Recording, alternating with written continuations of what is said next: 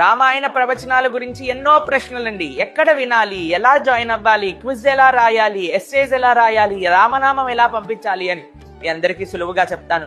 Pranavananda Das YouTube channel ని subscribe చేసుకోండి.